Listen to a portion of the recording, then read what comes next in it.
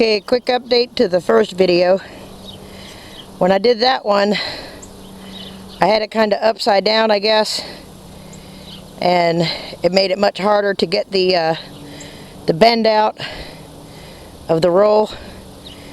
My neighbor Hubert gave me the tip to put it right side up, and not only was it quicker to unroll this time, you can see the cane I've got there, but you could use any piece of wood that's round and will fit.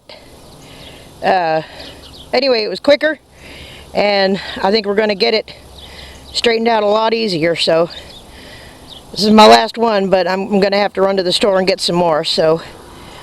But man, I'm so glad I got this much easier way to get this shit straightened. Pardon my French, but whew. The other way I was doing it was not quick or easy at all. It was effective, but slow. And this is so much faster. I can get more work done in one day now. Laters.